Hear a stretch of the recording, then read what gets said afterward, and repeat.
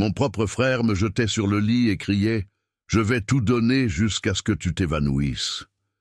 Il était le champion de la ville, mais à la maison j'étais son sac de frappe, jusqu'au jour où j'ai pris les ciseaux et détruit ce qu'il aimait le plus. Bonjour mes chers amis, comment allez-vous?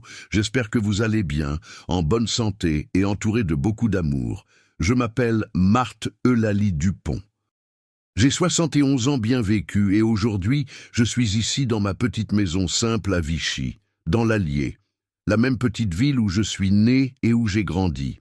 Vous savez que Vichy est célèbre pour ses eaux thermales, n'est-ce pas? Mais aujourd'hui, je veux partager avec vous une histoire bien différente, une histoire que je porte dans mon cœur depuis plus de 50 ans. Je suis ici dans mon petit salon, assise dans mon fauteuil habituel.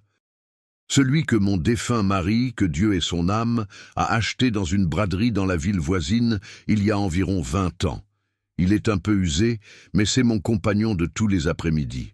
À côté de moi, j'ai ma petite table avec la broderie que je fais pour ma petite fille, Isabelle. Vous savez, mes chers amis, j'ai découvert la broderie déjà grande, après 60 ans, quand je suis revenu ici. C'était comme ça. Quand je suis revenu à Vichy, après des décennies à vivre loin, je me sentais un peu perdu. Vous voyez, les voisins étaient différents, les maisons avaient changé, même la petite place centrale était différente. Alors une voisine, Madame Géraldine, que Dieu la bénisse, m'a vu un peu triste sur le balcon et est venue discuter. Elle a apporté des tissus, des fils colorés et a dit « Marthe, viens apprendre quelque chose avec moi ». Et c'est comme ça que j'ai découvert que mes mains avaient du talent pour cet art. Aujourd'hui, je brode des petites nappes, des torchons, des têtes d'oreiller. C'est une thérapie, vous savez. Chaque petit point que je fais est comme une prière, une bonne pensée qui sort du cœur. La maison ici est toute petite, 2 petites chambres, un petit salon, une cuisine et une petite salle de bain. Mais elle a un balcon agréable où j'ai mis des petites chaises en plastique et planté des fleurs. J'ai des bégonias, des violettes et des petits pots d'herbes aromatiques, basilic, menthe, mélisse. Le matin très tôt, quand le soleil est encore frais, je reste là à arroser et à leur parler. Mes enfants, j'en ai 3, tous déjà mariés avec leur vie, disent toujours « Maman, vous parlez aux plantes ?» Et je réponds « Eh bien, qui a dit qu'elles n'écoutent pas ?» Maintenant, avant de continuer mon histoire, je voudrais vous faire une demande spéciale à vous qui me regardez. Dites-moi ici, dans les commentaires, de quelle petite ville vous me regardez et à quel moment de la journée vous avez trouvé cette vidéo. Tôt le matin avec le café, après le déjeuner chaud ou déjà en fin d'après-midi quand le soleil se couche. Je lis toujours tous les commentaires avec beaucoup d'affection et je suis si heureuse de savoir d'où vous venez et quand vous prenez un peu de temps dans la journée pour écouter les histoires de cette grand-mère de l'Allier. Dites-le moi, d'accord? Créons une chaîne d'affection de coin en coin de notre belle France. Et si vous pouvez, cliquez sur le petit bouton j'aime en bas et abonnez-vous à la chaîne Mémoire de grand-mère. Cela aide beaucoup cette grand-mère ici à continuer à raconter ces histoires que je porte dans mon cœur. Chaque nouvel abonnement est comme une étreinte que je reçois de vous. Bon, maintenant je vais vous raconter une histoire que je n'ai jamais vraiment racontée à personne, même pas à mes propres enfants. C'est une histoire qui fait mal, mais qui doit être racontée. Une histoire sur comment mon propre frère a failli me briser, mais qui au final m'a appris que parfois on doit se battre d'une manière que personne n'attend.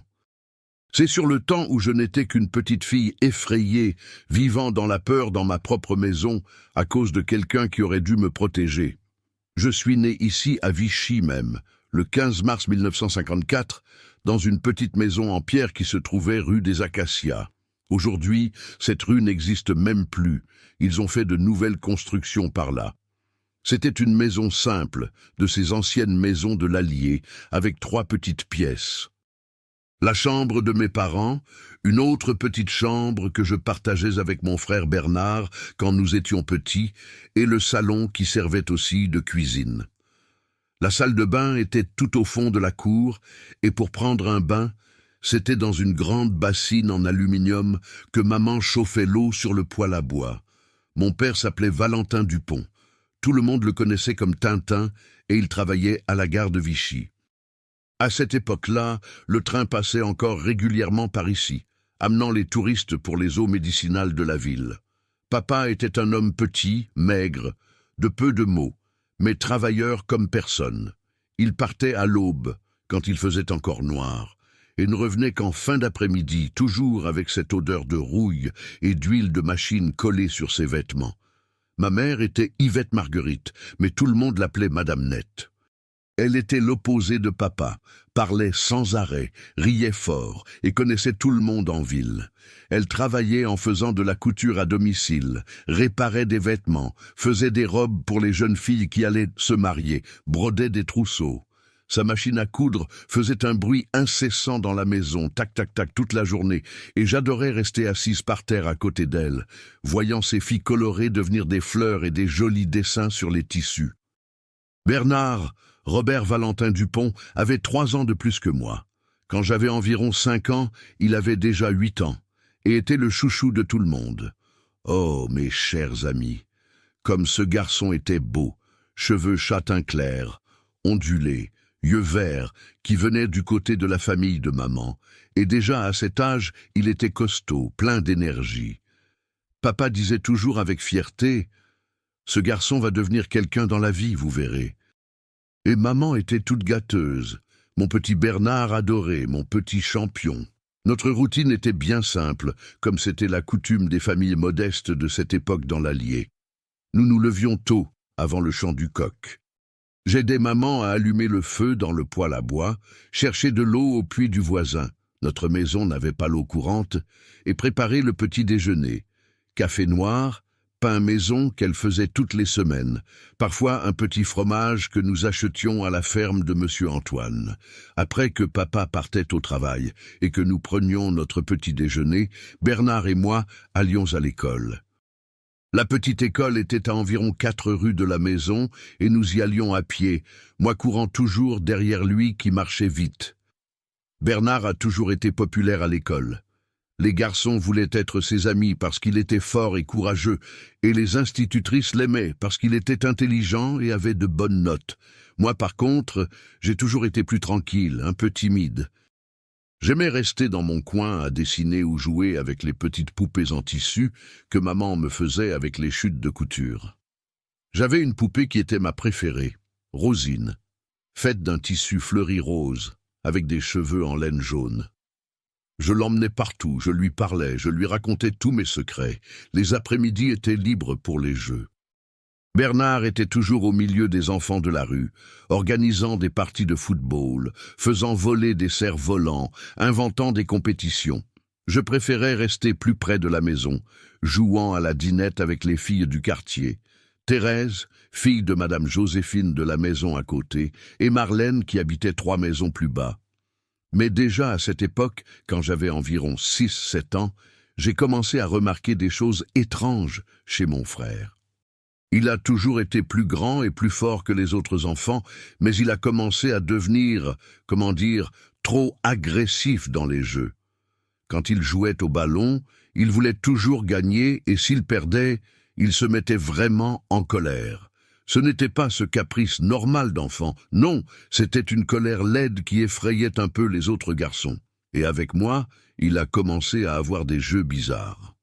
Je me souviens qu'une fois, je devais avoir environ 7 ans. Il m'a appelé dans la chambre et a dit qu'il allait m'apprendre la lutte indienne. Il m'a jeté sur le lit et m'a tenu fermement par les bras, lourd sur moi, pendant que je demandais d'arrêter parce que ça faisait mal. Il riait et disait « Arrête pas, faible, tu dois apprendre à te défendre ». Quand j'ai réussi à sortir de dessous lui, j'avais des bleus partout sur les bras. Mais quand je l'ai montré à maman, elle a juste dit « Ah, ma fille, c'est du jeu de frères et sœurs. Ton frère ne le fait pas exprès. » C'était toujours comme ça. Chaque fois que je me plaignais de Bernard, maman et papa le défendaient. C'est du jeu.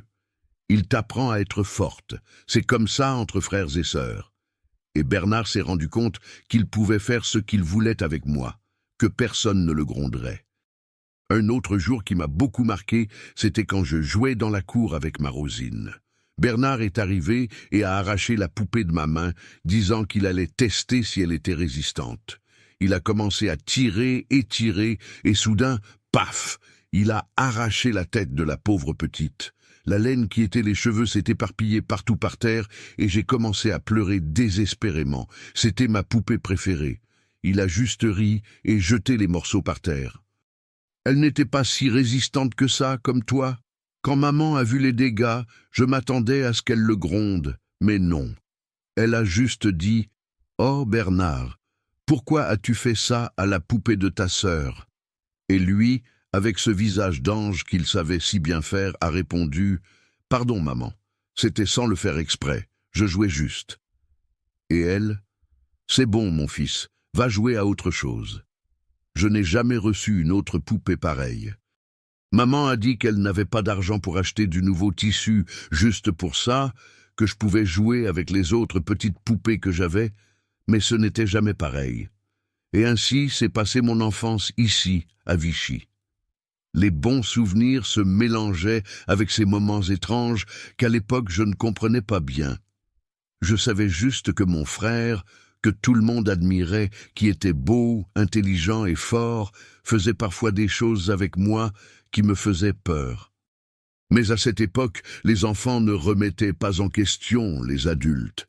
Et si maman et papa disaient que c'était normal, alors ça devait être normal, n'est-ce pas?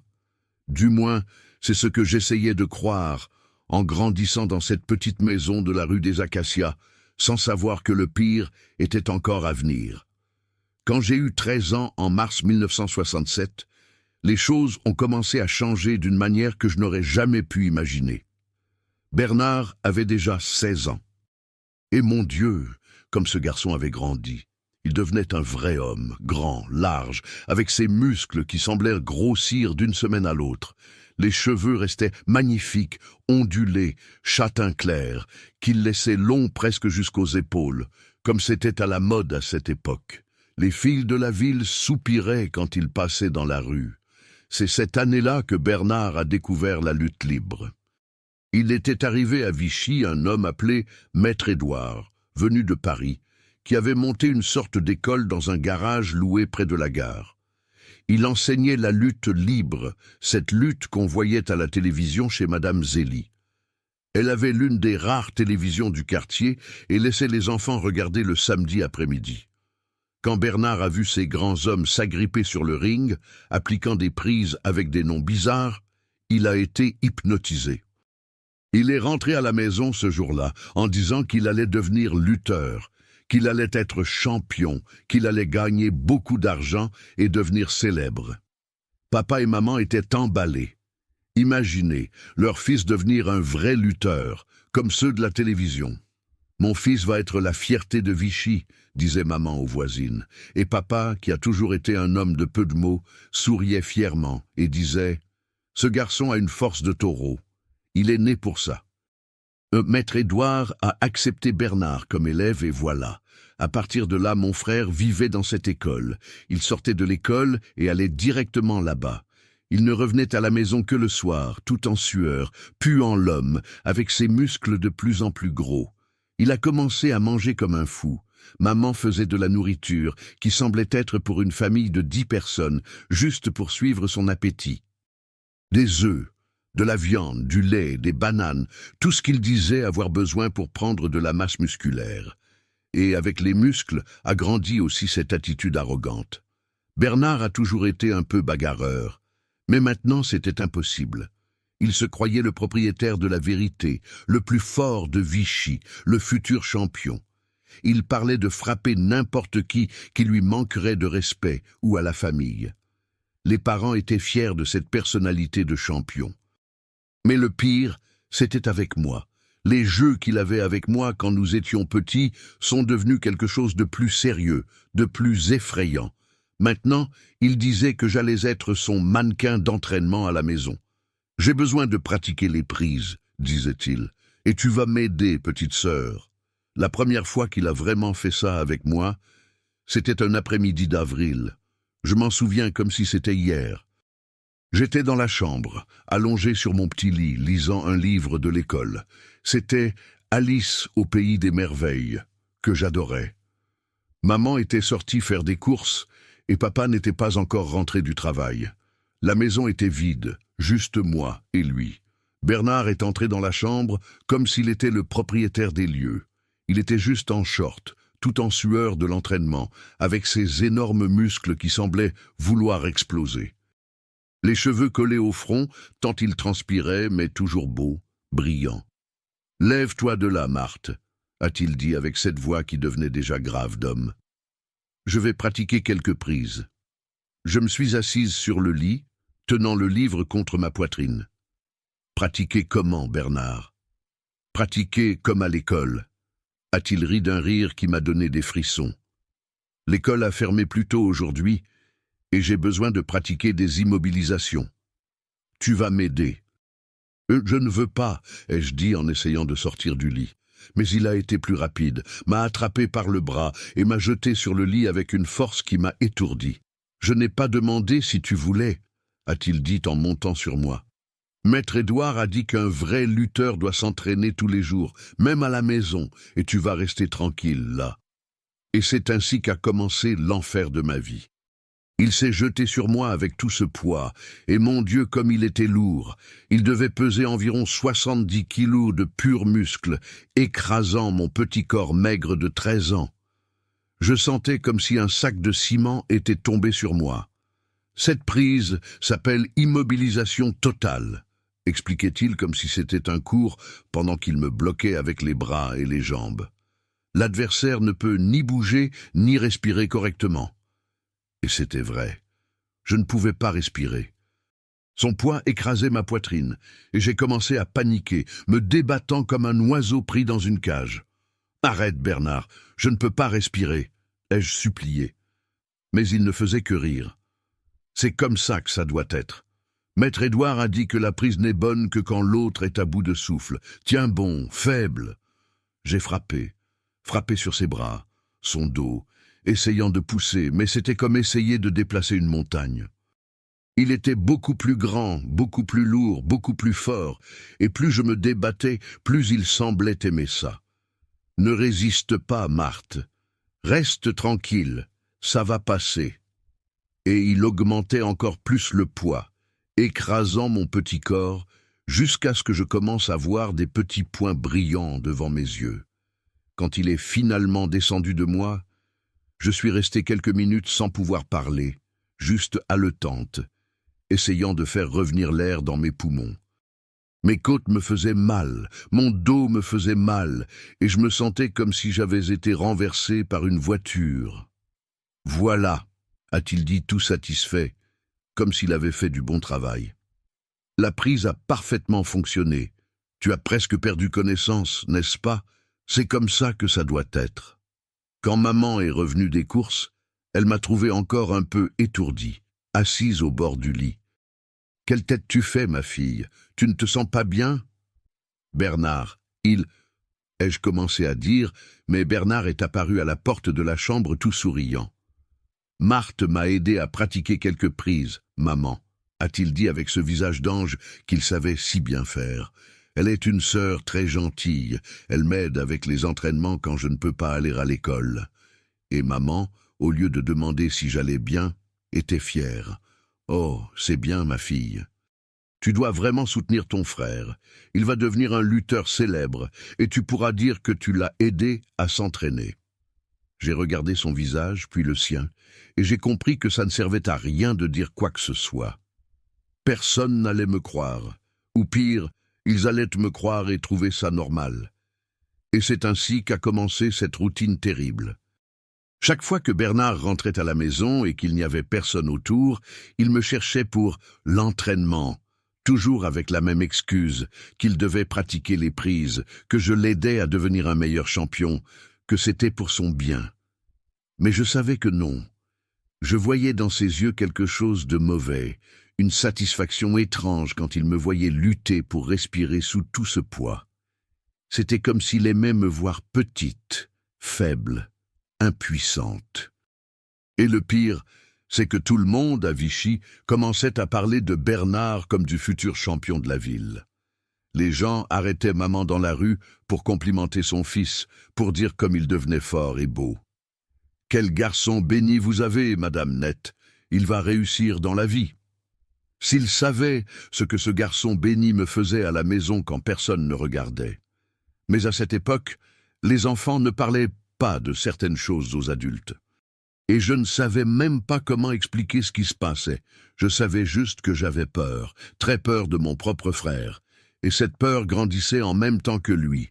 Après cette première fois, en avril, les entraînements sont devenus routine dans ma vie.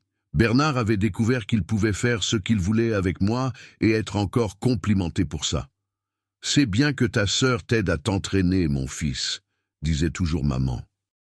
Et il souriait, satisfait, sachant qu'il avait trouvé l'excuse parfaite. L'école de Maître Édouard avait du succès à Vichy. Chaque week-end, il y avait des démonstrations sur la petite place centrale, avec les élèves montrant des prises à la population. Bernard est devenu la star de ces démonstrations, le plus jeune, le plus beau, le plus fort.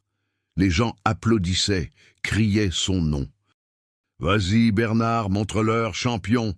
Et plus il devenait célèbre dehors, plus il devenait terrible avec moi à la maison. C'était comme s'il avait besoin de se défouler sur quelqu'un de toute cette pression d'être le garçon prodige de la lutte libre de Vichy. Et cette personne, c'était moi. Les entraînements ont commencé à se produire presque tous les jours.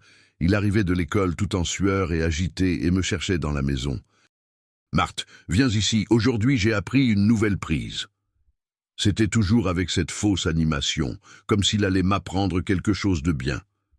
Mais quand nous arrivions dans la chambre, toujours ma chambre, parce qu'elle était plus petite et n'avait que mon petit lit simple, son visage changeait complètement.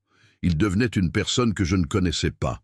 Les yeux devenaient différents, un peu vitreux, et un sourire étrange apparaissait sur son visage. Cette prise que j'ai apprise aujourd'hui s'appelle « pression sur le thorax », m'a-t-il expliqué un après-midi de mai pendant qu'il me poussait vers le lit. Maître Édouard a dit que c'est l'une des plus efficaces pour laisser l'adversaire sans réaction.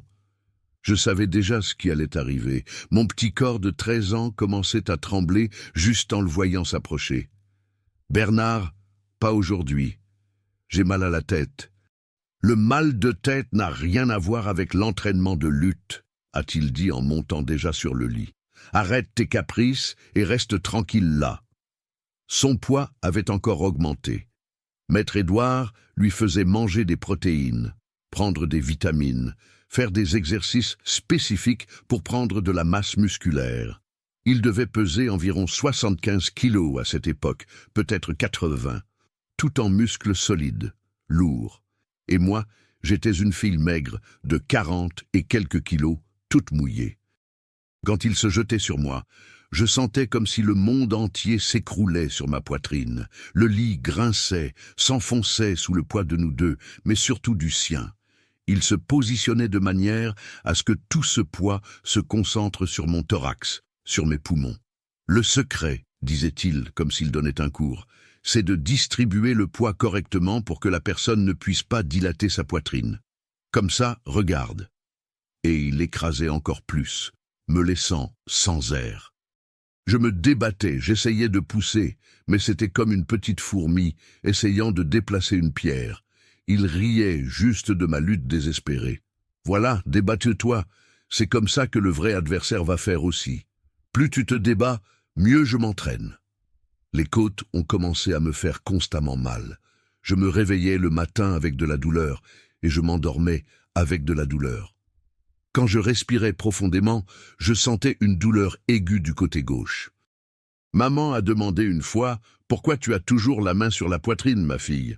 Et moi, comme toujours, je n'ai pas su expliquer. « Ah, ce doit être des gaz », ai-je inventé. Mais le pire n'était même pas la douleur physique, c'était l'humiliation. Bernard a commencé à dire des choses horribles pendant qu'il m'immobilisait. « Tu es si faible, Marthe », murmurait-il près de mon oreille avec cette haleine chaude et puante de sueur.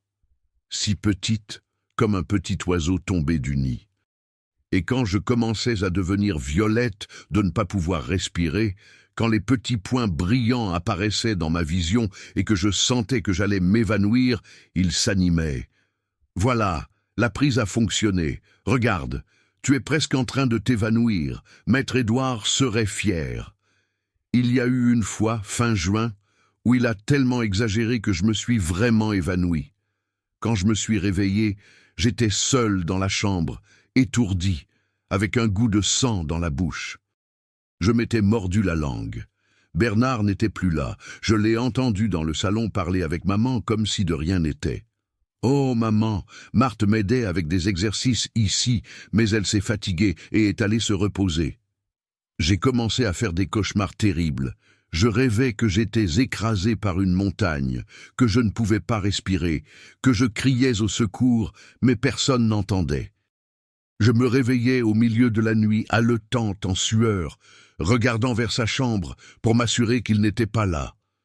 Et pendant la journée, je vivais dans la peur.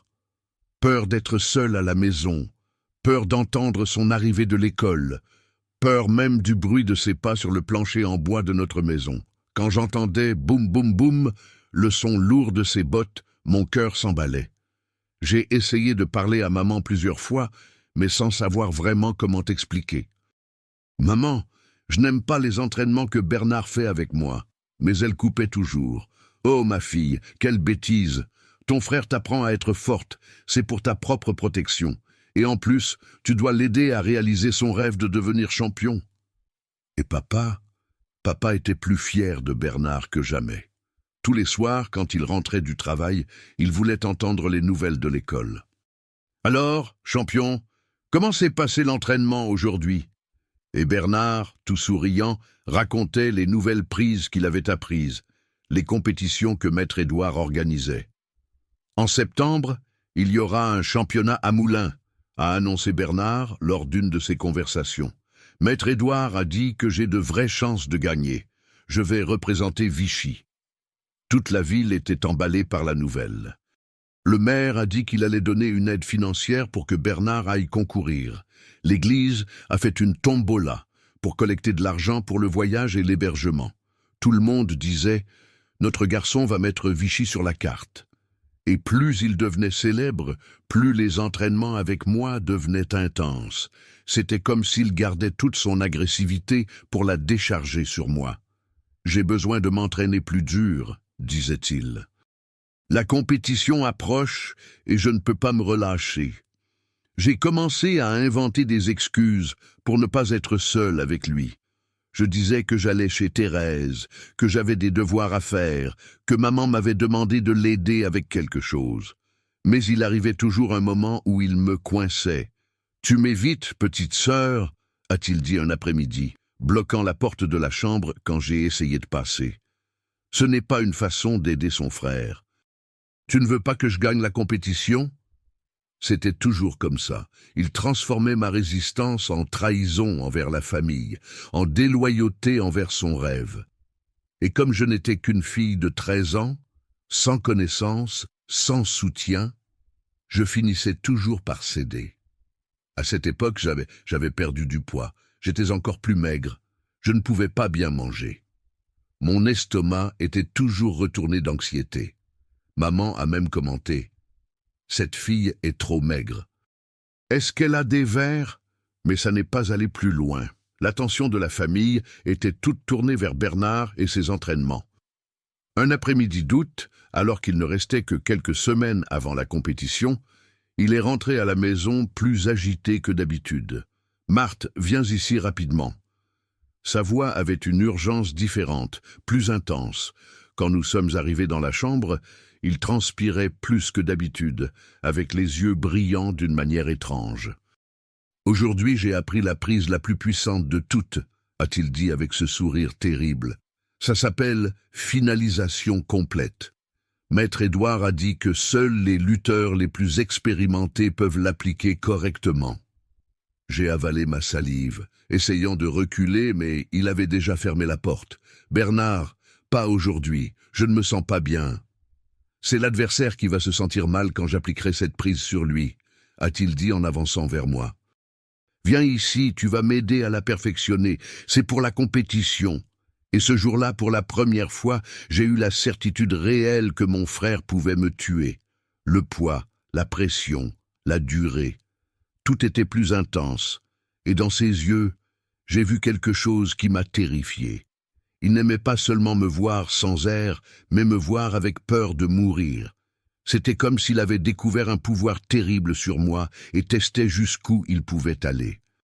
Et je savais, au fond de mon cœur de petite fille effrayée, que si je ne faisais pas quelque chose bientôt, un jour il irait trop loin, et je ne pourrais pas me réveiller après que les petits points brillants disparaissent de ma vue.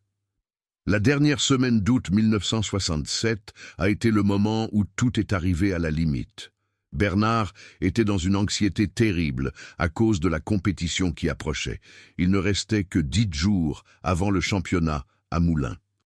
Maître Édouard le pressait de s'entraîner plus, d'être plus fort, de perfectionner les prises, et toute cette pression retombait sur moi. « J'ai besoin de m'entraîner tous les jours maintenant », disait-il avec ses yeux qui brillaient d'une manière qui me donnait des frissons. « Je ne peux perdre aucun jour de pratique. Tu vas m'aider, n'est-ce pas, petite sœur ?» Cette semaine-là, les entraînements sont devenus une torture quotidienne. Tous les 5 jours, quand il arrivait de l'école, il venait directement me chercher. Peu importait si je faisais mes devoirs, si j'aidais maman, ou si j'essayais simplement d'exister en paix. Il apparaissait toujours avec ce sourire terrible. C'est l'heure de l'entraînement. Lundi est arrivé comme un avertissement de l'enfer qui allait venir. Bernard est apparu au portail de l'école quand je suis sorti des cours, chose qu'il ne faisait jamais. « Viens, Marthe, aujourd'hui c'est un jour spécial d'entraînement. » Le ton dans sa voix était différent, plus sérieux, plus effrayant. « Je ne peux pas, Bernard. J'ai promis à maman que j'allais l'aider avec... » J'ai commencé à inventer une excuse. « Maman sait déjà que tu vas m'aider, » m'a-t-il coupé, prenant mon cartable et le jetant sur son épaule. J'ai déjà expliqué à elle que j'ai besoin d'entraînement intensif cette semaine. Elle était même fière. « C'est bien que ta sœur te soutienne comme ça, mon fils. » Et il a imité la voix de maman d'une manière qui m'a donné de la colère et de la tristesse en même temps. Sur le chemin de la maison, il m'a expliqué ce qu'il appelait le programme de préparation finale. Maître Édouard a dit que la semaine avant une compétition importante, le lutteur doit simuler des situations réelles de combat tous les jours. Et tu vas être ma partenaire d'entraînement officielle. Partenaire d'entraînement ? Comme si j'avais le choix, comme si je n'étais qu'un objet entre ses mains. Quand nous sommes arrivés à la maison, maman était dans la cuisine en train de préparer le dîner. « Oh, c'est bien que vous soyez arrivés ensemble. Bernard, mon fils, ta petite sœur ici, est un amour de t'aider ainsi avec les entraînements. Ce n'est pas n'importe quelle sœur qui fait ça. » Bernard a souri de ce sourire faux qu'il savait si bien faire. « C'est vrai, maman. Marthe est vraiment spéciale. Elle m'aide beaucoup à améliorer les prises. » Et moi, là, debout, voulant crier que ce n'était pas de l'aide du tout, que c'était de la torture, que c'était de la peur, que c'était de la douleur. Mais les mots ne sortaient pas. Parce que qui allait me croire? Qui allait imaginer que le garçon en or de Vichy utilisait sa sœur comme sac de frappe? Aujourd'hui, nous allons entraîner le temps de résistance, m'a-t-il expliqué quand nous sommes arrivés dans la chambre, fermant la porte comme toujours. Je vais appliquer la prise et tu dois tenir le plus longtemps possible sans t'évanouir. Maître Édouard a dit que dans la vraie compétition, l'adversaire va beaucoup résister. J'ai besoin de savoir combien de temps il faut pour qu'une personne cède complètement. Quand il a dit « cède complètement », un froid dans le ventre m'a dit que ça n'allait pas être comme les autres jours. Il y avait quelque chose de différent dans ses yeux. Une détermination cruelle que je n'avais jamais vue avant. « Bernard, je ne... » J'ai commencé à protester, mais il montait déjà sur le lit. « Pas de non, Marthe. Aujourd'hui, c'est sérieux. Je vais chronométrer correctement. » Et il a montré la montre que papa lui avait offerte pour son anniversaire. « Voyons combien de temps tu tiens avant de t'évanouir. » Son poids ce jour-là était encore plus écrasant. Il devait avoir pris encore plus de muscles, plus de densité.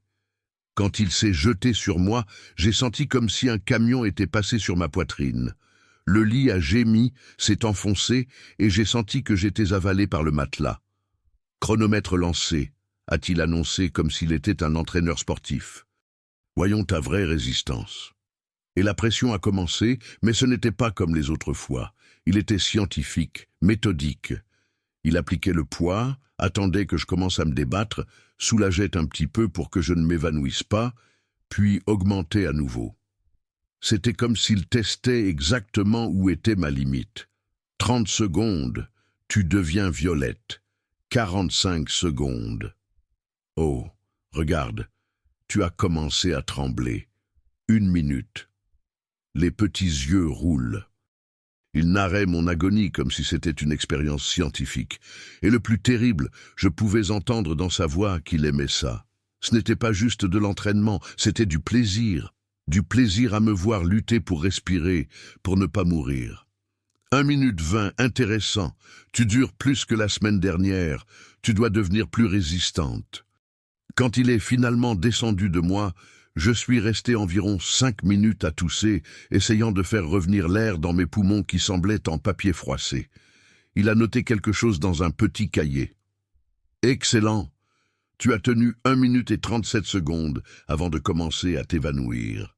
Tu t'améliores. Et il a souri avec une fierté sincère, comme si j'avais fait quelque chose d'impressionnant. 1 minute et 37 secondes sans pouvoir respirer correctement. 1 minute et 37 secondes à sentir que j'allais mourir. Pour lui, c'était juste des statistiques d'entraînement, des données pour améliorer la performance. Mardi, c'est le jour où il a décidé de tester des variations de la prise. Maître Édouard a dit qu'un lutteur complet doit maîtriser la prise dans toutes les positions possibles, a-t-il expliqué, me traînant à nouveau vers la chambre.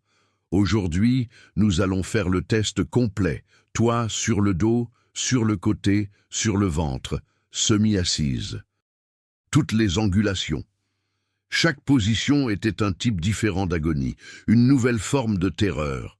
Sur le dos, je voyais le plafond tourner pendant que son poids écrasait ma poitrine et je pouvais voir son visage au-dessus de moi. Ses yeux vitreux, la bouche à moitié ouverte de concentration, une expression qui n'était pas celle de mon frère, c'était celle d'un étranger dangereux. Sur le côté, je sentais mes côtes être écrasées contre le matelas, comme si elles allaient se casser. Le poids se concentrait différemment, écrasait les organes, faisait un type de douleur que je n'avais jamais ressenti avant. C'était comme être écrasé de l'intérieur. Mais sur le ventre, c'était le pire. Avec le visage enfoncé dans l'oreiller et tout ce poids sur le dos, je pouvais à peine respirer, même quand il soulageait un peu. L'oreiller devenait mouillé de mes larmes, et parfois, je sentais que j'allais vraiment suffoquer, que j'allais mourir là avec le visage enfoncé dans le vieux coton de la taie. Cette position ici est mortelle, a-t-il dit satisfait, me retournant sur le ventre pour la 4e fois. L'adversaire ne peut même pas crier au secours, c'est parfait pour finir un combat rapidement. Et c'était vrai. Avec le visage dans l'oreiller et tout ce poids sur le dos, je ne pouvais même pas gémir. C'était comme être enterrée vivante, comme être déjà morte mais sentir encore tout. Je vais noter le temps de chaque position, a-t-il dit, toujours avec ce petit cahier. Sur le dos, 1 minute 40, sur le côté 50 secondes, sur le ventre 2 minutes 10, c'est la meilleure. Quand il a finalement arrêté, je tremblais comme une feuille, non seulement par manque d'air mais de vraie terreur. Pour la première fois, j'ai regardé mon frère et j'ai pensé en toutes lettres, il peut vraiment me tuer et il dira encore que c'était un accident d'entraînement. Son visage, quand il me regardait pendant ses tests, n'était pas un visage de frère. Ce n'était pas le visage de quelqu'un qui m'aimait, qui se souciait de moi. C'était le visage de quelqu'un qui étudiait un objet, voyant jusqu'où il pouvait aller sans le casser complètement. Mercredi a été le jour qui a tout changé. Maman est sortie tôt pour passer la journée chez ma tante à Cusset. Tante Suzanne était tombée malade et maman est allée l'aider à s'en occuper. Papa avait pris un shift supplémentaire au travail pour gagner un peu plus d'argent pour Bernard à la compétition. Nous sommes restés seuls, moi et Bernard, à la maison toute la journée. Quelle chance, a-t-il dit au petit déjeuner avec ce sourire qui me donnait la nausée. Aujourd'hui, nous allons avoir toute la journée pour nous entraîner correctement. Je vais simuler une compétition complète. Ça va être comme si c'était la vraie compétition, avec plusieurs rounds, des intervalles, tout bien fait. Mon Dieu, comme cette journée a été longue. L'horloge du salon n'a jamais avancé si lentement. Il m'a utilisé comme adversaire, de 8h30 du matin jusqu'à presque 17h, s'arrêtant seulement pour qu'on mange quelque chose rapidement et qu'on aille aux toilettes. Round 1. Échauffement, annonçait-il comme s'il était un commentateur radio. Round 2. Prise de base. Round 3. Immobilisation avancée. Et ainsi de suite, inventant des excuses pour m'utiliser comme poupée de chiffon toute la matinée, tout l'après-midi. Entre un round et l'autre, il buvait de l'eau, mangeait quelque chose, faisait des étirements. Et moi, je restais là à moitié morte, essayant de récupérer mon souffle pour supporter le suivant. « Ça, c'est vraiment de l'entraînement professionnel », disait-il tout fier. Maître Édouard serait impressionné s'il voyait mon niveau de dévouement. Au round de midi, quelque chose dans ma tête a commencé à se briser. Ce n'était pas seulement le corps qui était détruit, c'était quelque chose à l'intérieur de mon âme, de ma volonté de vivre. J'étais là sous ce poids, et pour la première fois j'ai pensé, est-ce que ce ne serait pas mieux si je mourais vraiment? Est-ce que ce ne serait pas mieux d'arrêter de souffrir? Et c'est à ce moment-là qu'il a dit quelque chose qui m'a réveillé du désespoir. « Tu sais, Marthe, tu deviens bonne à ça, tu ne te débats presque plus, tu apprends à accepter la prise, à ne pas gaspiller d'énergie à résister. » Et il a fait ce petit rire que je détestais. « Qui sait, un jour tu ne deviendras pas lutteuse aussi. Bien sûr au féminin, hein, ce serait amusant de lutter contre toi pour de vrai sur un ring. Ce serait intéressant de voir jusqu'où tu peux aller avant de te briser complètement. » La froideur dans sa voix, la façon dont il a parlé de me faire du mal, comme si c'était un amusement, comme si c'était une expérience intéressante. À ce moment-là, même avec l'esprit un peu embrumé par le manque d'air, j'ai eu une certitude cristalline. Mon frère n'était plus mon frère. C'était un monstre qui utilisait mon corps pour satisfaire quelque chose de malade, quelque chose de pourri qui avait grandi en lui. Et pire, il aimait non seulement me faire du mal, mais me voir perdre la volonté de résister. C'était comme s'il voulait me briser complètement, me transformer en une poupée qui ne réagissait même plus. Au round final de l'après-midi, il était déjà presque 17h, il a dit « Je vais appliquer ma prise secrète. Celle que j'ai créée tout seul, basée sur tout ce que j'ai appris. Je vais l'appeler finalisation Vichy, ça va être mon arme secrète à la compétition. » La prise secrète a été la chose la plus terrible qu'il m'ait jamais faite. Il m'a écrasé d'une manière qui concentrait tout le poids sur mes poumons, mais en même temps bloquait mes bras et mes jambes, d'une façon que je ne pouvais même pas bouger pour essayer de résister. C'était une immobilisation totale. Complète. La beauté de cette prise, expliquait-il pendant que je sentais la vie s'échapper de moi, c'est que l'adversaire est totalement sans défense. Il ne peut pas bouger, ne peut pas respirer, ne peut rien faire, juste attendre que la conscience s'en aille. Et c'est exactement ce qui s'est passé. J'ai senti ma conscience s'éloigner, comme si je flottais loin de mon propre corps. Je voyais tout d'en haut. Mon petit corps maigre sous cet énorme poids, mon visage violet, mes yeux révulsés. Et j'ai pensé avec un calme étrange, c'est comme ça que je vais mourir, à 13 ans dans ma propre chambre, par mon propre frère. Quand je me suis réveillé, j'étais seul dans la chambre. La maison était silencieuse. J'ai regardé l'horloge. Il était presque 18h. J'étais restée inconsciente pendant plus d'1 heure. Bernard n'était même pas resté pour voir si j'étais vivante. Il avait simplement fini l'entraînement et était allé faire autre chose. Je me suis levé lentement, étourdi, avec un goût de sang dans la bouche.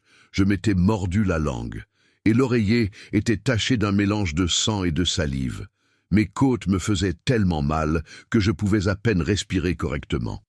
Et quand je me suis regardé dans le petit miroir qu'il y avait sur le mur, je ne me suis presque pas reconnu. J'étais trop maigre, avec des cernes profondes, les lèvres encore un peu violettes, le cou avec des marques rouges. Je ne ressemblais pas à une fille de 13 ans.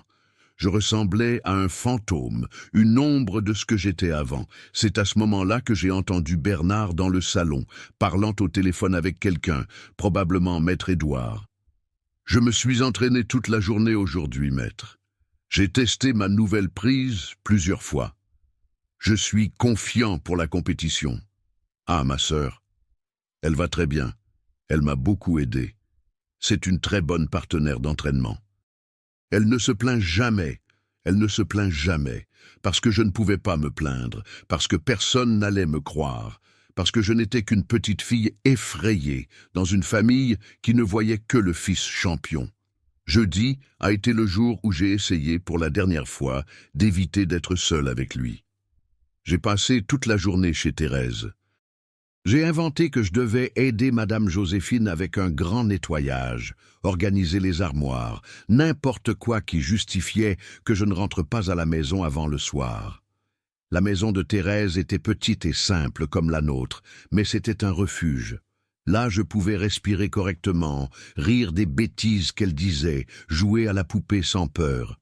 Pendant quelques heures, je pouvais oublier qu'il y avait un monstre qui m'attendait à la maison. « Tu es un peu étrange, Marthe », a commenté Thérèse pendant que nous jouions dans sa cour. « Plus silencieuse, plus triste. Il s'est passé quelque chose ?» Pendant un moment, j'ai pensé tout lui raconter. Mais comment expliquer? Comment dire que mon propre frère, la fierté de la ville, m'utilisait comme mannequin d'entraînement? Comment dire qu'il aimait me voir presque mourir? C'est que mon frère est très nerveux à cause de la compétition, c'est tout ce que j'ai réussi à dire. Et quand il est nerveux, il est plus en colère. « Ah, je comprends », a-t-elle dit sans comprendre la gravité. « Mon grand frère aussi est insupportable quand il est préoccupé par quelque chose. » Si elle savait quel type d'insupportable était mon frère. Quand je suis rentré à la maison le soir, Bernard m'attendait sur le balcon, assis dans le fauteuil à bascule de papa. Dans l'obscurité, avec cette grande silhouette immobile, il ressemblait à une statue menaçante. « Où étais-tu toute la journée ?» a-t-il demandé avec cette voix basse qui signifiait danger. « Chez Thérèse, aidant Madame Joséphine. » ai-je répondu, essayant de passer directement à l'intérieur de la maison. Mais il s'est levé et m'a attrapé par le bras avec force. Sa main était si grande qu'elle se fermait presque entièrement sur mon petit bras maigre. « Tu m'évites, Marthe ?» Ce n'était pas une question, c'était une accusation. Ce n'est pas une façon de traiter son frère, surtout maintenant qu'il ne reste que 5 jours avant la compétition la plus importante de ma vie. « Bernard, tu étais en train de fuir tes devoirs de sœur, m'a-t-il coupé, me tirant vers le couloir. Tu as promis de m'aider à m'entraîner, promis de me soutenir, et maintenant tu te caches comme une enfant gâtée? Je n'ai rien promis de tout ça. Ai-je murmuré plus pour moi-même que pour lui. Mais il a entendu, et son visage a complètement changé. Il est devenu sombre, dangereux, comme si j'avais dit la pire offense possible. « Tu n'as rien promis ?» a-t-il répété avec cette voix basse et menaçante. « Alors tu ne veux pas que je gagne la compétition? Tu ne veux pas que j'apporte de la fierté à la famille? Tu ne veux pas que papa et maman soient fiers ?» Et là, dans ce couloir sombre, avec lui me tenant trop fort, j'ai compris qu'il n'y avait pas d'issue. Toute résistance de ma part était transformée en trahison envers la famille, en égoïsme, en manque de soutien à son rêve. « Tu vas m'aider à m'entraîner maintenant », a-t-il dit, en me poussant vers ma chambre. « Et ça va être un entraînement dur pour compenser la journée perdue, pour que tu apprennes à ne pas m'abandonner quand j'ai le plus besoin. » Et ça a été l'entraînement le plus dur, le plus violent, le plus cruel, jusqu'à ce moment-là. Il était nerveux, anxieux, et a tout déchargé sur moi. Il a appliqué prise après prise, me retournant d'un côté à l'autre sur le lit, comme si j'étais un sac de sable qu'il pouvait frapper et donner des coups de pied à volonté. « La compétition va être difficile », marmonnait-il, pendant qu'il me bloquait pour la 5e fois d'affilée. « Il y a des gars de Paris, de Lyon, de l'Allier même, tous plus expérimentés que moi, avec plus de temps d'entraînement. Je dois être parfait. Mes prises doivent être létales. Et plus il devenait nerveux en parlant de la compétition, plus les entraînements devenaient violents. À un moment, il m'a écrasé avec tellement de force que j'ai senti quelque chose craquer du côté gauche de ma poitrine. La douleur a été si forte, si aiguë, que j'ai crié. Un cri étouffé parce que je pouvais à peine respirer, mais qui est sorti du fond de mon âme. « Silence !» a-t-il sifflé, couvrant ma bouche avec sa grande main en sueur. Sa main avait un goût de sel et de sueur, un goût amer qui m'a donné envie de vomir. « Tu veux réveiller tout le voisinage ? Tu vas dire quoi? Que je te fais du mal? Qui va te croire? Tout le monde sait que tu m'aides à m'entraîner. Tout le monde sait que tu es la sœur la plus soutenante du monde. » Et là, avec sa main couvrant ma bouche, avec ce poids écrasant ma poitrine, avec la côte ou peu importe ce que c'était qui palpitait de douleur, j'ai eu une vision claire, cristalline de mon futur. Soit je faisais quelque chose pour arrêter ça dans les prochains jours, soit un jour il allait vraiment me tuer. Ça n'allait pas être par méchanceté, ça allait être par accident, par négligence, par être trop concentré sur l'entraînement. Et tout le monde allait dire « Quelle tragédie ! La fille qui voulait tant aider son frère à devenir champion, quel terrible accident pendant un entraînement !» Et Bernard allait faire semblant d'être dévasté. Il allait pleurer à l'enterrement. Il allait dire à tout le monde comme j'étais une sœur spéciale, comme j'étais morte en faisant ce que j'aimais, en l'aidant à réaliser son rêve. Et ça allait même devenir une belle histoire, une légende locale, la fille qui est morte en soutenant son frère lutteur. Quand il est finalement descendu de moi cette nuit-là, je suis resté longtemps allongé dans le noir, sentant la douleur dans la poitrine, l'écoutant se brosser les dents dans la salle de bain, l'écoutant aller dans sa chambre et se coucher. Et c'est là que j'ai vraiment commencé à planifier.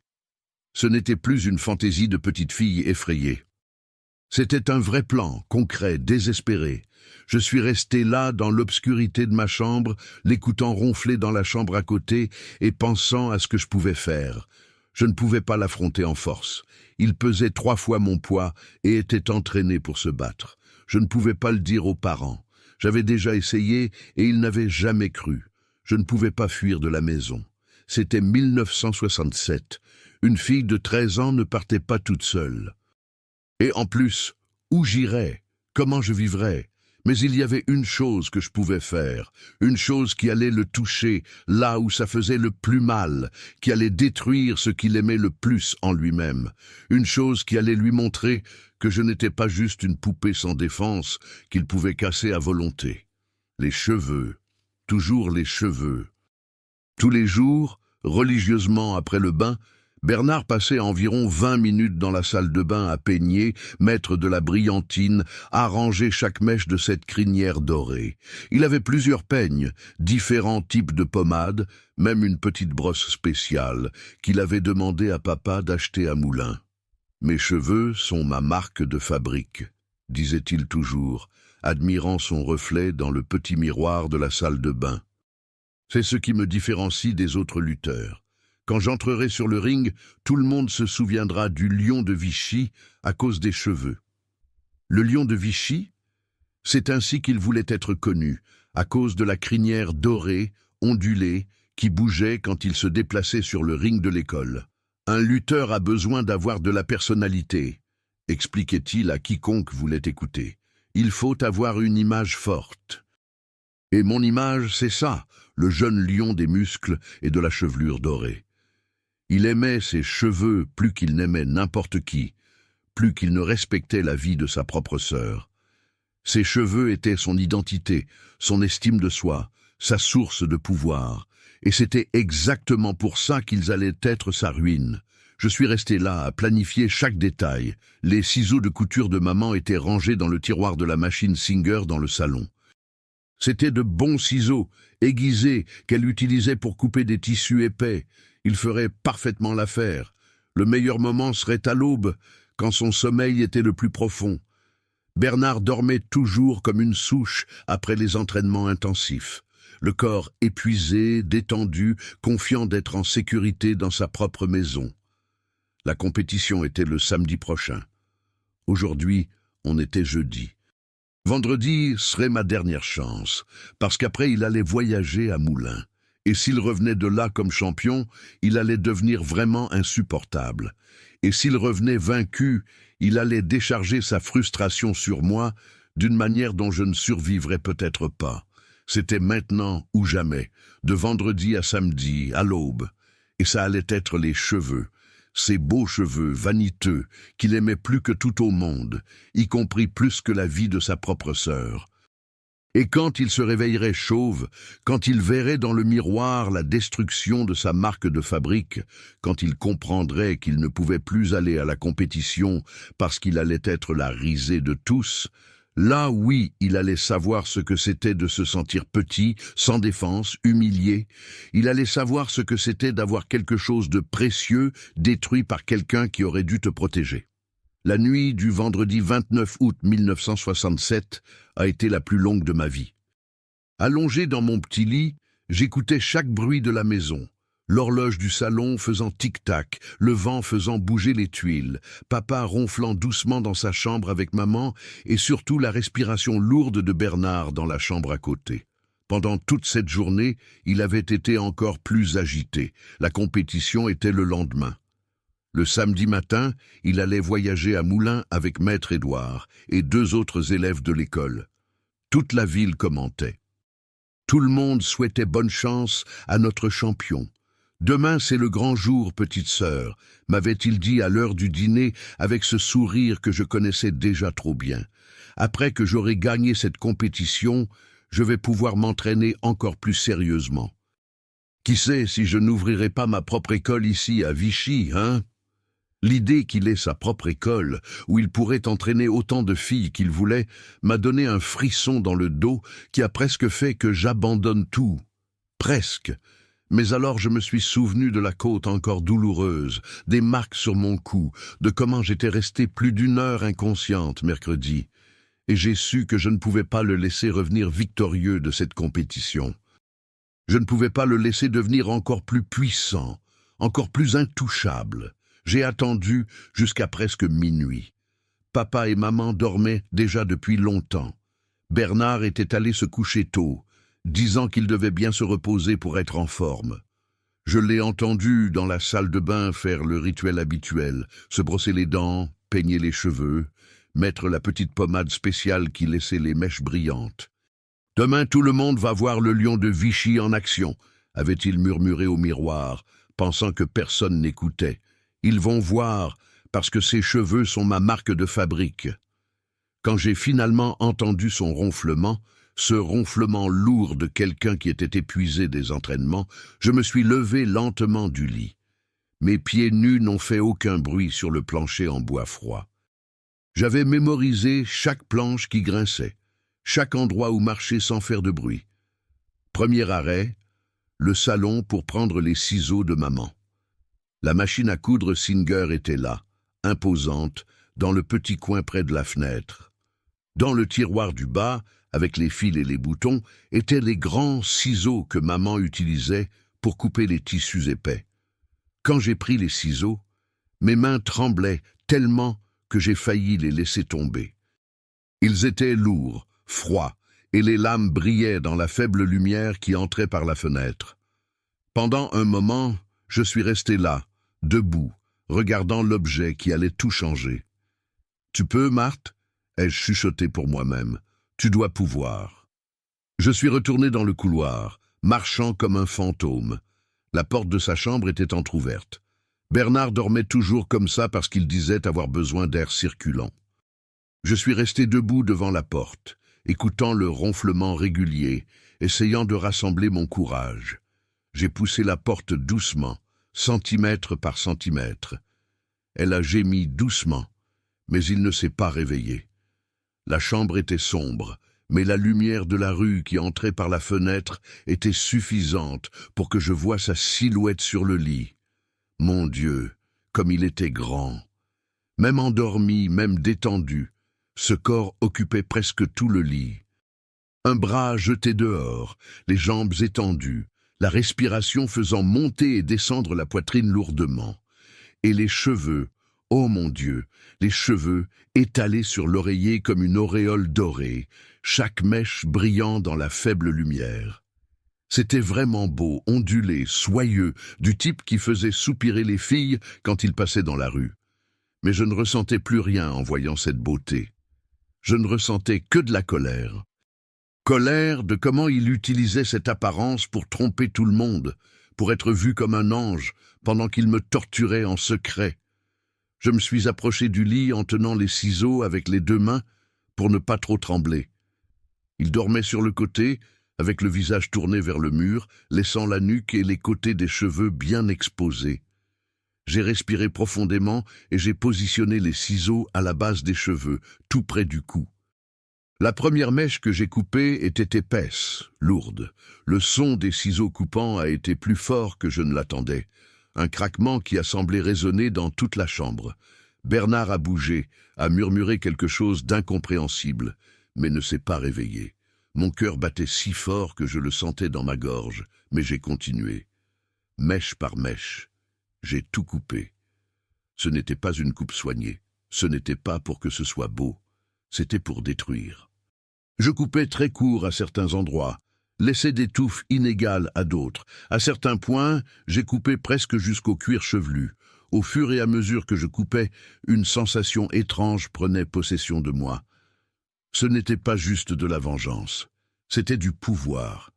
Pour la première fois depuis longtemps, j'avais le contrôle. Je faisais quelque chose d'important, quelque chose qui allait tout changer. Les mèches tombaient sur l'oreiller, par terre, sur ma chemise de nuit. Des cheveux dorés partout, comme si j'avais tué un animal à belle fourrure.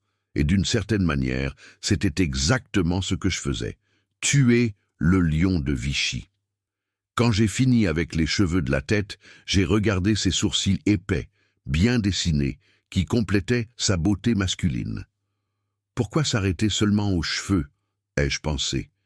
Et j'ai coupé les sourcils aussi, ne laissant que quelques touffes bizarres, inégales, qui donnaient un aspect bizarre à son visage. Le résultat a été dévastateur. La tête qui avant avait une belle crinière ressemblait maintenant à celle d'un malade, de quelqu'un qui avait traversé une tragédie. Des touffes hérissées d'un côté et de l'autre, d'énormes trous où le cuir chevelu apparaissait rosé, des marques étranges, où j'avais coupé trop profond. J'ai ramassé le maximum de cheveux coupés que j'ai pu, et je les ai emmenés à la cuisine. J'ai allumé le feu dans le poêle à bois, et j'ai tout jeté dedans. L'odeur de cheveux brûlés est montée par la cheminée, une odeur forte, un peu sucrée, qui est restée collée dans mes narines. J'ai lavé les ciseaux dans l'évier, et je les ai rangés dans le tiroir de la machine à coudre. Je suis retourné dans ma chambre, et j'ai fait semblant de dormir, mais en vérité, je suis resté là allongé, attendant le moment où il allait se réveiller. Il devait être environ 6 heures du matin quand je l'ai entendu bouger. D'abord, les bruits normaux de quelqu'un qui se réveille, bâillements, étirements, les pieds touchant le sol, puis je l'ai entendu marcher jusqu'à la salle de bain. Et puis, oh, son cri a résonné dans toute la maison, un hurlement de désespoir et d'horreur qui a même réveillé les voisins. C'était un cri qui ne semblait pas humain. Il ressemblait à celui d'un animal blessé, trahi, détruit. Mes cheveux, qui m'a fait ça? Je l'ai entendu courir dans le couloir, frapper aux portes, crier comme un fou. « Qu'est-ce qui se passe, garçon ?» a crié papa, encore à moitié endormi. Mais quand ils ont vu Bernard là dans le couloir, avec cette tête bizarre, avec ces touffes bizarres hérissées de tous les côtés, même eux sont restés sans voix. « Mais, mon fils, » a balbutié maman, portant la main à sa bouche, « qu'est-ce... comment... » « Ah, quelqu'un a coupé mes cheveux !» a-t-il hurlé avec des larmes coulant sur son visage. « Quelqu'un est entré dans ma chambre et a tout détruit, a détruit ma vie. » C'est à ce moment-là que j'ai fait semblant de me réveiller, sortant de ma chambre, me frottant les yeux, comme si tout ce bruit m'avait tiré du sommeil. « Qu'est-ce qui se passe ?» ai-je demandé avec la voix la plus innocente que j'ai pu faire. Quand Bernard m'a vu, ses yeux se sont remplis d'une fureur meurtrière. « Ouais, c'était toi ?» a-t-il crié, avançant dans ma direction. « Ça ne peut être que toi, espèce de... » Mais papa l'a attrapé par le bras. « Calme-toi, garçon. Ça ne peut pas être ta sœur. Regarde sa taille. Comment elle aurait pu faire ça sans que tu te réveilles ?» Et c'était vrai.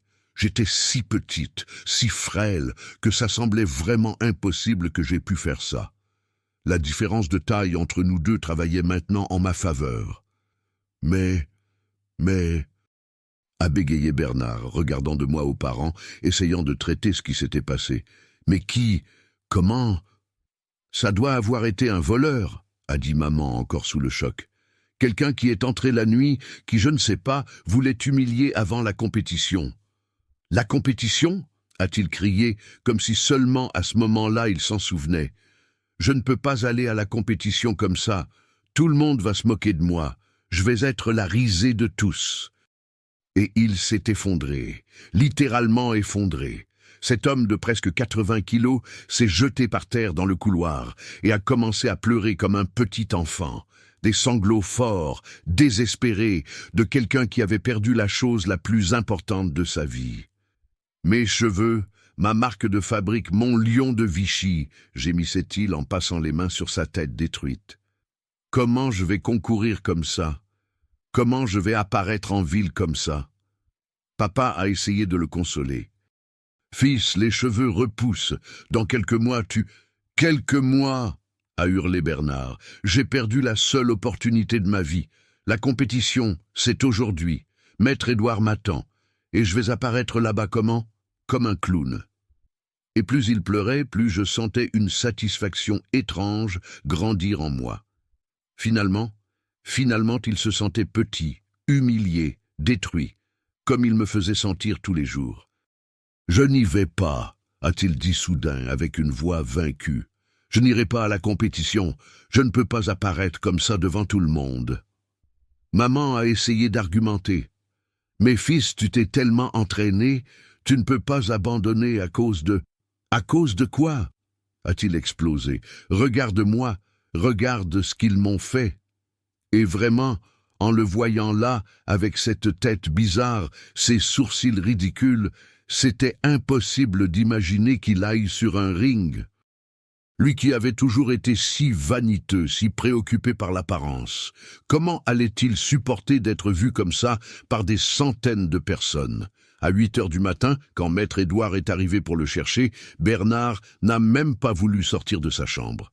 Papa a dû aller à la porte expliquer qu'il y avait eu un accident et que Bernard ne pourrait pas participer à la compétition.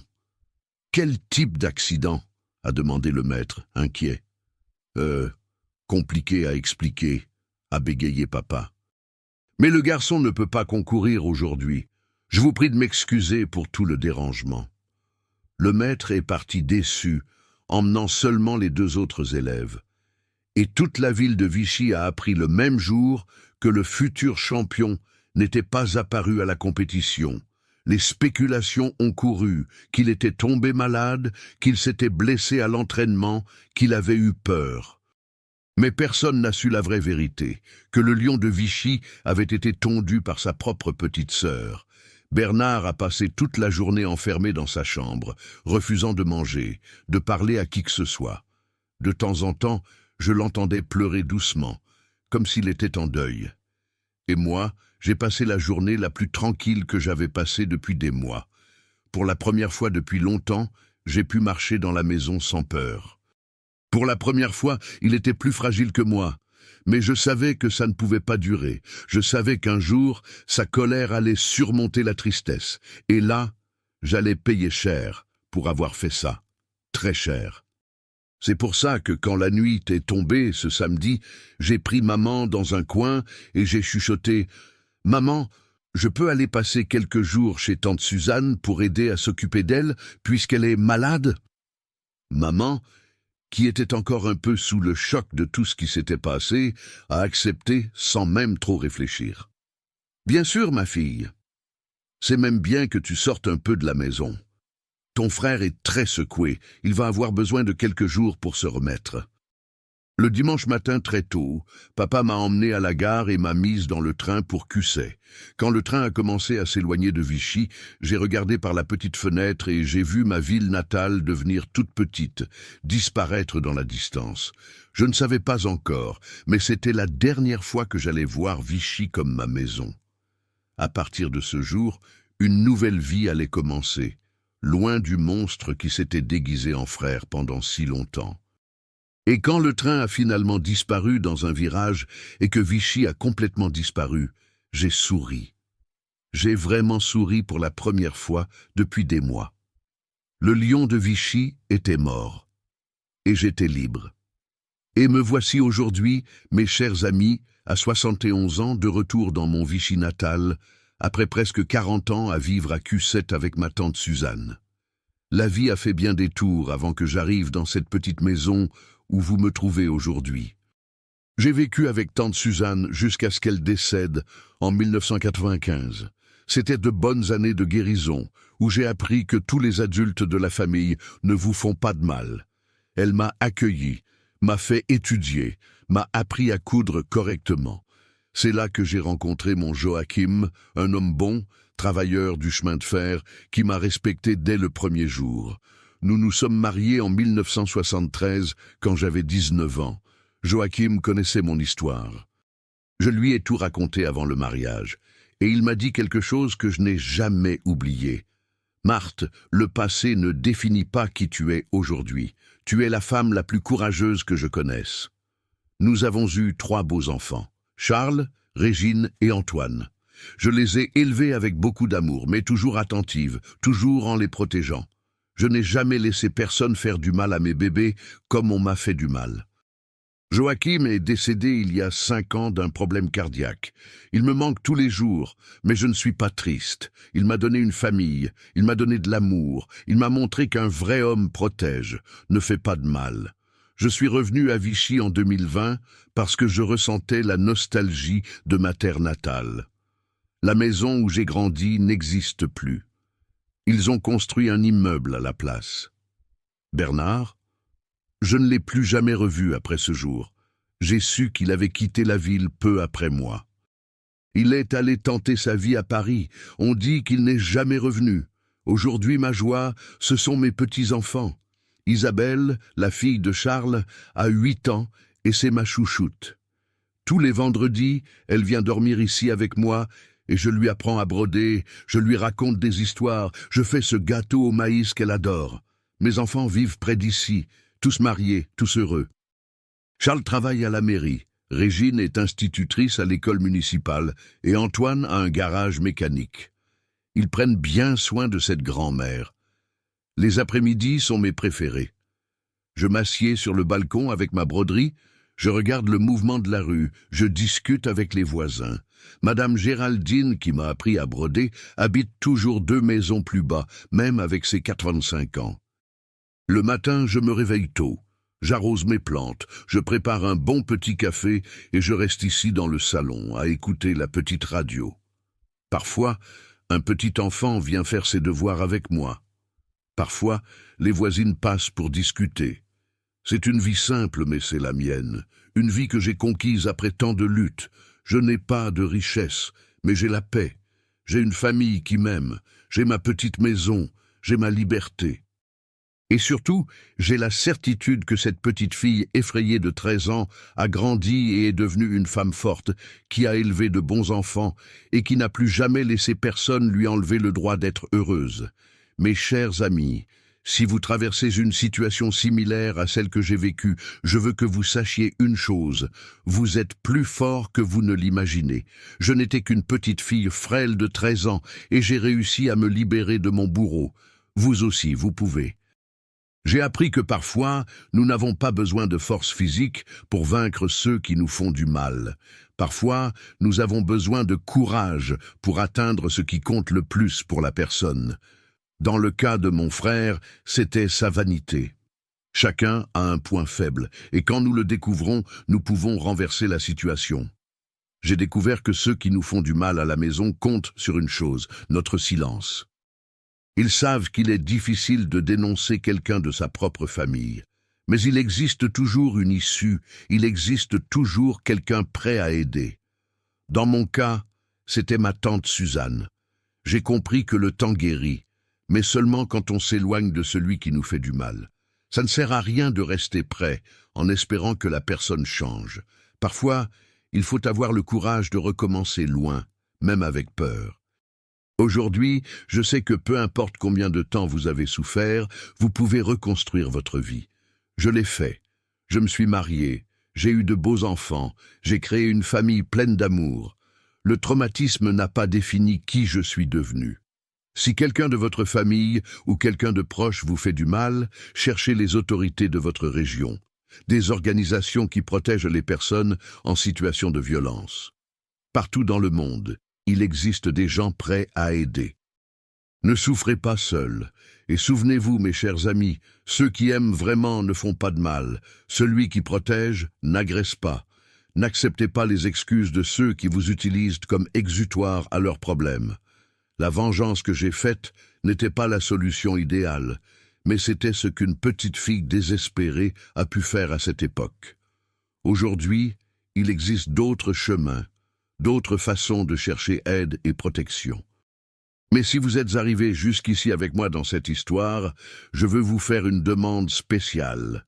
Abonnez-vous à la chaîne Mémoire de grand-mère et activez la cloche maintenant. Cette histoire doit arriver à ceux qui souffrent en silence. Elle doit montrer qu'il existe toujours une issue. Partagez avec quelqu'un dont vous savez qu'il a besoin d'entendre ça. Et vous qui avez regardé jusqu'à la fin, commentez juste le mot « courage » ici en bas. Ainsi, je sais que vous avez compris le message et que vous êtes avec moi dans cette chaîne de force et de protection. Mes chers amis, la vie peut être difficile, mais toujours, ça vaut la peine de se battre pour des jours meilleurs. Je suis la preuve vivante de ça. Faites-le maintenant, n'attendez pas une minute de plus.